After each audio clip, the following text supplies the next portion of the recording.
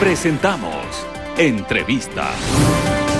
7 de la mañana, 6 minutos, el diálogo con nuestros invitados. Vamos a dialogar con el asambleísta de Suma, quien nos acompaña esta mañana, Guillermo Celi, a propósito de una serie de temas que se desarrollan en la Asamblea Nacional. ¿Cómo le va? Buenos días, Guillermo. Muy buenos días, Javier. Muchísimas gracias por su invitación, mi saludo, mi abrazo a los ecuatorianos que nos escuchan y nos ven a esta hora. Vamos a, mire, digo yo, poniendo en orden el tema. Hay nuevas autoridades. Yo creo que como Asamblea Nacional ustedes han dado el giro que se requería, ¿o me equivoco? Bueno, hay varias cosas importantes y yo quiero darle buenas noticias a los ecuatorianos. Primero, el día de ayer, en la comisión a la que me pertenezco, que es la Comisión de Desarrollo Económico, hemos dado un paso importante para poder eliminar el impuesto verde, ese impuesto que golpea a los agricultores, a la gente del sector rural, sobre todas las cosas, porque es un impuesto confiscatorio. Sus carros ya viejos, de años 79, 78, sino que de alto cilindraje, pagan más de lo que costaría el vehículo en lo que es el impuesto verde. Ayer hemos resuelto, ante una moción que he planteado, que la próxima semana se apruebe ya para primer debate el que se lleve al Pleno el proceso de eliminación del impuesto verde. Eso es una buena noticia. Hoy día una de las preocupaciones fundamentales de los ecuatorianos es el alto costo de la vida y lo caro que está el Ecuador. Este es un mecanismo para hacerle justicia a la gente más sencilla, más humilde y sobre todo permitir que el sector rural pueda sacar sus productos del campo a la ciudad sin problemas de tener que estar escondiéndose, porque como no han pagado la matrícula en el impuesto verde, tienen un problema de persecución, una cosa terrible que no se compadece con la situación actual que vive el país. ¿En qué tiempo va a estar eso en la mesa? Yo considero que en 15 días más máximo debería estar ya en el Pleno, en el primer debate, para inmediatamente trabajar para el segundo debate y de esa manera concluir con una justicia en favor de los ecuatorianos, cuidando el bolsillo de la gente. Y hay otro tema que usted en algunas ocasiones que hemos conversado, asambleísta, siempre lo ha señalado, y me refiero al tema del empleo, el empleo adecuado, por supuesto. Y hay dos temas en la Asamblea Nacional, las reformas laborales y el otro, el proyecto de ley de emprendimiento. Son temas que están en mesas diferentes, pero que tienen que ver con el tema de generar empleo para la productividad que tanto requiere el Ecuador. Es la principal preocupación, Javier, que tienen los ecuatorianos, el tema de la falta de empleo digno y bien remunerado. Se ha dado un gran aporte, yo soy el autor de la Ley de Polos de Desarrollo Económico, que ha permitido de que a través de varias figuras se reduzcan una serie de impuestos a la inversión nacional y extranjera para que detone el empleo. Por ejemplo, se creó la sede turística de la zona franca, que se llamaba en su momento, para que venga la inversión nacional y extranjera y que el turismo sea un gran detonante de lo que debe ser el empleo.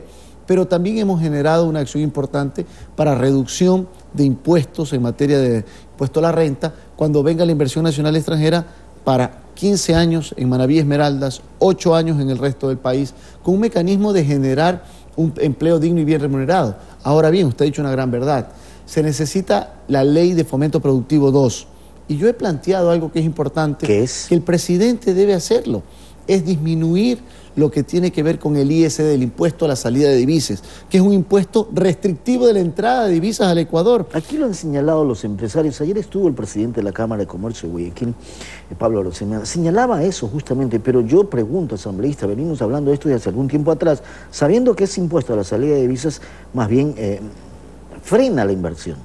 Por supuesto, entonces lo que nosotros necesitamos, y recuerde usted que la capacidad en materia de reformas tributarias le corresponde únicamente al Ejecutivo, es decir, al Presidente de la República. Hacemos votos para que este 24 de mayo, en 2 días, que es el informe de la Nación por los 2 años, el Presidente haga un llamado, haga un pronunciamiento contundente en esta materia. Yo sí quiero decirle que ayer también aprobamos algo importante en la Comisión de Desarrollo Económico de la Asamblea Nacional. Es el planteamiento que hice meses atrás para bajar el costo de la energía eléctrica al sector rural. Ya vino el veto del Ejecutivo, el veto del Ejecutivo no toca el planteamiento que hicimos y que agradezco a los 108 legisladores, mis colegas, que apoyaron esta propuesta para beneficiar el bolsillo de la gente que necesita. Mire lo que pasó con el aumento de lo que es el alumbrado público. Increíble, que el gobierno tuvo que dar marcha atrás. Y yo pido a todos los ecuatorianos estar atentos ahora en la planilla del mes de junio. No, si ya hay problemas asambleístas. Pero en la planilla del mes de junio debe venir el cruce, es decir, la nota de crédito de lo que usted consumió versus lo que se pagó en exceso y cruzar las cuentas para pagar de menos. Entonces, eso hay que estar atentos. Y ustedes también, a los comunicadores, periodistas, Javier, hacernos conocer inmediatamente. Yo le estoy haciendo el seguimiento a este tema. Pero quiero decirles, Javier, usted ha dicho una gran verdad. El tema del empleo es la principal preocupación de los ecuatorianos. Y es que en vez de generarse, se están generando más bien desempleo o empleo inadecuado, como le llaman por ahí. Yo sí creo que es importante entrar a analizar una reforma laboral que no conculque ningún interés ya ganado por parte de los trabajadores, pero sí analizar, por ejemplo, el contrato por horas. ¿Por qué no en los polos de desarrollo económico, que es una figura que le hablamos hace un momento, que ha sido creada, que se especifica en zonas geográficamente determinadas, se puede establecer una contratación por horas diferenciada, que le permita, por ejemplo, a los jóvenes estudiantes que pueden tranquilamente trabajar 3, 4 horas al mismo tiempo que poder generar sus actividades estudiantiles y universitarias? Eso debemos analizarlo. Eso es un tema que puede significar una estrategia para aumentar el nivel de empleo a nivel nacional. Ahora, también depende de la actividad productiva. Hay actividades en las que en muchas ocasiones o muchos días hay mayor intensidad de la actividad que se requiere mayor trabajo. Pero hay otros días en los que no necesitas estar ahí 8 horas o simplemente trabajar 3. Un restaurante, ponía el ejemplo acá el presidente de la Cámara de Comercio. Bueno, esa es una realidad que definitivamente se lo debe analizar y de esa manera, sin ir con ataduras ideológicas o politiqueras, sino ir al pragmatismo. El tema del Ecuador o del mundo, de la izquierda y de la derecha, es un tema anquilosado en el pasado. Este momento hay que ser pragmáticos y justamente en momentos en los cuales la crisis económica se ve en el Ecuador, debemos de ser creativos para poder ayudar y contundentemente generar empleo digno y bien remunerado. El otro tema, y está prácticamente a pocos días, este juicio político contra la ex canciller María Fernanda Espinosa. ¿Cómo anda? Bueno, ese es un tema grave, muy delicado. Ya se ha determinado dentro del proceso de investigación del juicio político que dentro de las etapas para entregarle la nacionalidad al señor Assange fue irregular, inclusive ha generado ya un acto administrativo por parte del Ministerio de Relaciones Exteriores que ha sido un acto lesivo, que no se ha cumplido con el procedimiento, y esto es una barbaridad. ¿Cómo es posible? Nadie termina de entender, Asamblea. ¿Cómo es posible que la nacionalidad ecuatoriana, que es la nuestra, de lo cual nos sentimos orgullosos, de manera poco soberana, se le entrega a un sujeto que vivió 7 años en la embajada, que nos costó $7 millones ecuatorianos, $7 millones, cuando esa plata pudo haber sido invertida en los jóvenes estudiantes que hoy día les han seguido coactiva porque no han podido pagar su crédito educativo porque no tienen empleo? Pero no, esa plata, $7 millones a un sujeto que lo único que nos ha causado es problemas, tanto con Gran Bretaña, con España, con el Vaticano y con los Estados Unidos. Eso es lo que ha generado y eso es lo que tenemos que establecer, analizar y tomar decisiones en el Pleno de la Asamblea Nacional en torno al juicio político de la ex canciller, la señora Espinosa. ¿Con ausencia o con presencia? Con ausencia, con presencia, con enviados de delegados, con el debido proceso, por supuesto que sí, que eso es el marco del derecho, pero al mismo tiempo los legisladores tenemos que tomar resoluciones. Y ahí viene un tema fundamental. ¿Cuál es? La reforma a la Ley Orgánica de la Función Legislativa. ¿Ya? Nunca más un juicio político debe quedar en el limbo, que no hay informe de mayoría, que no hay informe de minoría, y quedaron algunos juicios políticos, el del ex vicepresidente de la República, de los señores miembros del Consejo de la Judicatura. El juicio político debe concluir siempre en el Pleno de la Asamblea Nacional. Y a la luz del día, determinar los ecuatorianos quiénes son los legisladores que estamos a favor de la transparencia y la lucha frontal contra la corrupción y quiénes son los cachiporreros de la misma. Lo otro también que está en la Asamblea, estas reformas al Código Penal, me refiero al tema del aborto. ¿Cuál es la posición de ustedes? Bueno, yo he sido muy claro, es un tema también que tiene que ver mucho con las creencias, con la devoción, con la fe de cada uno. Yo soy un católico, lo he dicho plenamente y con frontalidad en el Pleno de la Asamblea Nacional y a nivel nacional. Voy a defender la vida desde la concepción. Desde el punto de vista jurídico existe una resolución de los ecuatorianos en las urnas que está identificada en la Constitución, que se debe defender a la vida desde la concepción. Este es un tema fundamental. Lo que hay que analizar son acciones, por ejemplo, y ya el bloque de Suma lo ha presentado esta semana, una reforma para el tema relativo a las adopciones, para dar también un mecanismo, una salida en el caso de que una madre no quiera tener un hijo, jamás puede tomar una decisión como es el aborto. Eso no estamos de acuerdo nosotros, es una vida que existe y llama mucho la atención que estos temas no se analicen desde esta profundidad, sino desde la banalidad simplemente de tomar una decisión que no está primero dentro del marco constitucional y también dentro del marco de quienes somos personas de fe.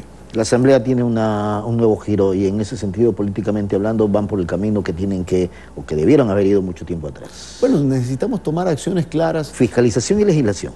Fundamentales. Y eso significa una agenda legislativa en favor de la gente.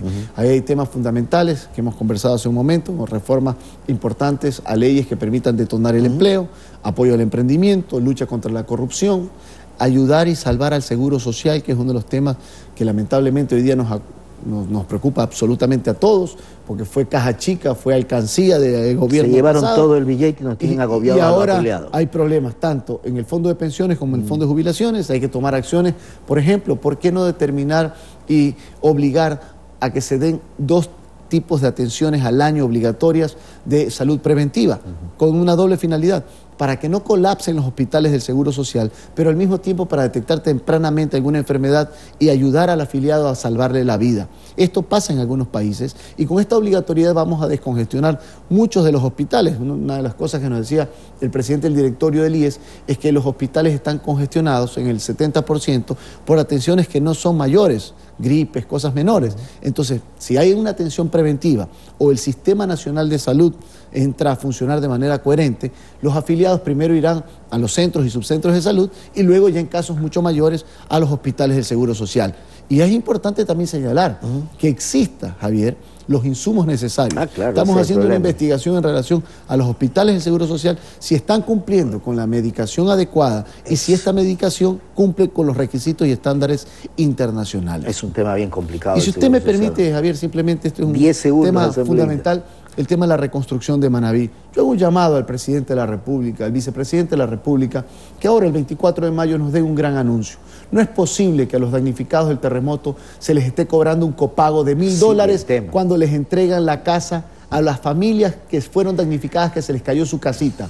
Eso es criminal e inhumano, Javier. Increíble. No es posible que quienes fueron afectados por la mayor catástrofe del siglo, como fue el terremoto el 16 de abril, tengan que pagar $1000 a cambio de tener su casa, cuando la recaudación por la ley de solidaridad fue justamente solidaria de los ecuatorianos, pidiendo nada a cambio, solamente que les entreguen su casita a las familias que han sufrido un golpe tan fuerte como fue el terremoto el 16 de abril. Yo hago este llamado al presidente de la República que nos dé esta buena noticia el 24 de mayo. Quiero agradecerle por haber estado con nosotros esta mañana. Que tenga buen día. Muchas gracias. Guillermo Celia, asambleísta, es suma 7 de la mañana con 18 minutos. Enseguida estará Fernando Correa dialogando con el vicealcalde de Quito, Santiago Guarderas, a propósito de esta austeridad que han planteado las nuevas autoridades municipales. Ya volvemos. Telerama Noticias.